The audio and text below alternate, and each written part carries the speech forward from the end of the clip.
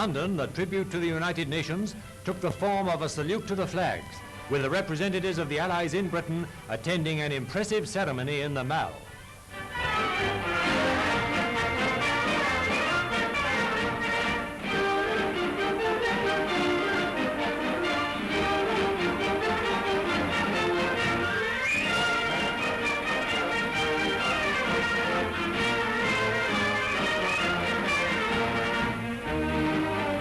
General Sir Bernard Paget, Commander-in-Chief Home Forces, and General Sir Arthur Smith, commanding the London district, took the salute at the base of the Duke of York's steps as the big parade marched by.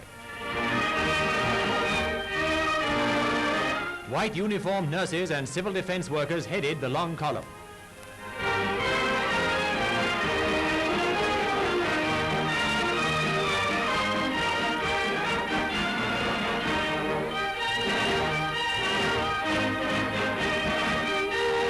Similar ceremonies were held elsewhere in Britain and overseas on this day when the Allied flags are publicly honoured. Hundreds of war workers took part in the procession, boiler suits and dungarees, the uniforms of Land Army girls and bus conductresses, the working clothes of the Army of Home Fronters. All these added their rightful share to a truly representative parade. Then came contingents of the Royal and Merchant Navies.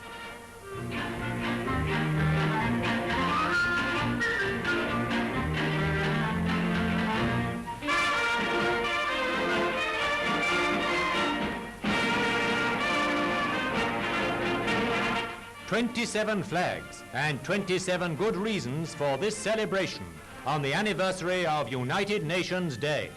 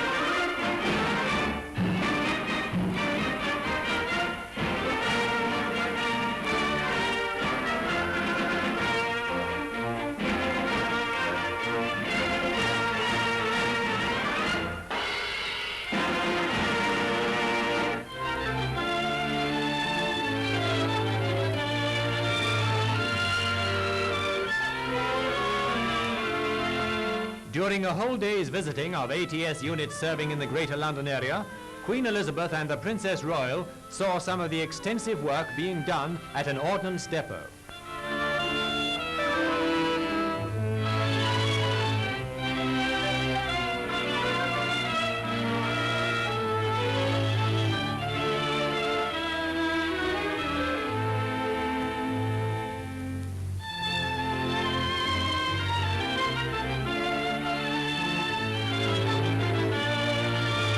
Second from the right is the Prime Minister's daughter, Mary Churchill. Her Majesty was then at an anti-aircraft battery where girls worked the predictors which serve the gunners. Britain's anti-aircraft defence system is largely operated by girls. This visit to the gun pits was another illustration of the Queen's deep interest in the Auxiliary Territorial Service.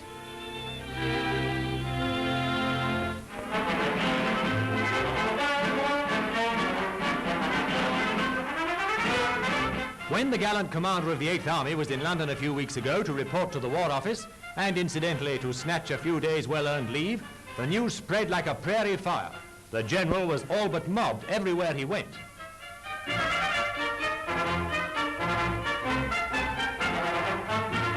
The man who snatched victory from near defeat has touched the public imagination as few soldiers ever do.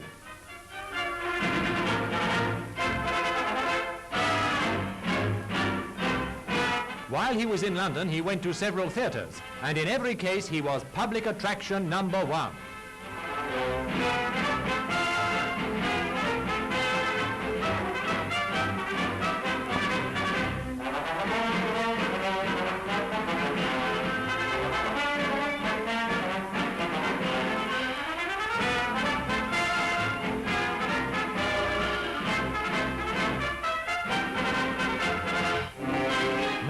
is back with the 8th Army on the job again. And the Axis in Sicily, like their defeated comrades in Libya and North Africa, are feeling the veteran fighting quality of Monty and his men. The Allied grip on Sicily tightens. These pictures were taken during the early days of the invasion. The first chapter had ended with the arrival of the great invasion armada of 2,000 ships, which safely delivered their cargoes of fighting men onto the beaches of the Axis stronghold.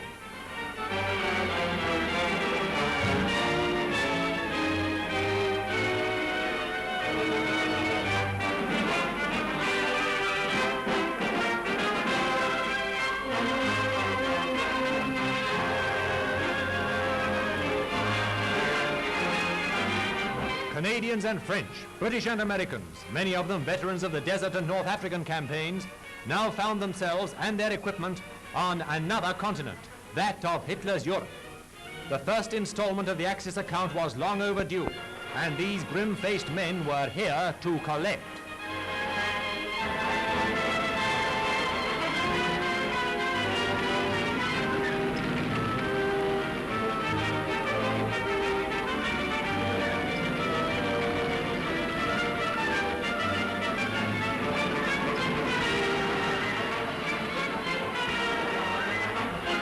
Already the first prisoners were coming into the net, soon to swell to tens of thousands.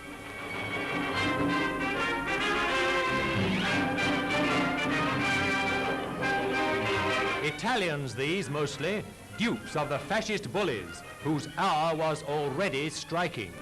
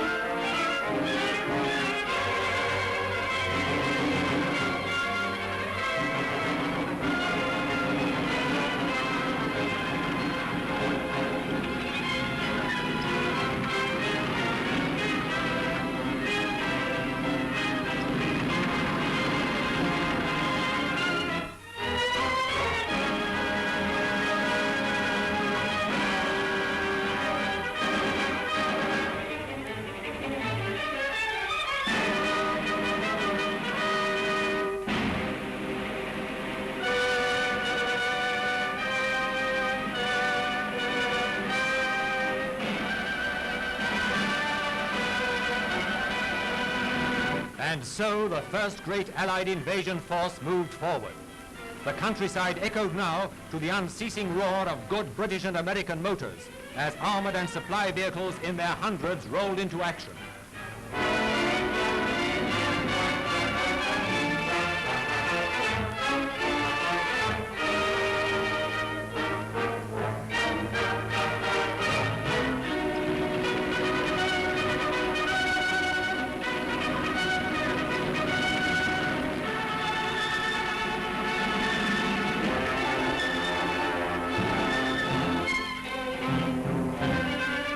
(1915 to 18). Then the Italians were on the right side. These prisoners are the sons of those other Italians who fought at the side of the Allies 25 years ago. For them, the war is over. For Italy, it is rapidly drawing to its end.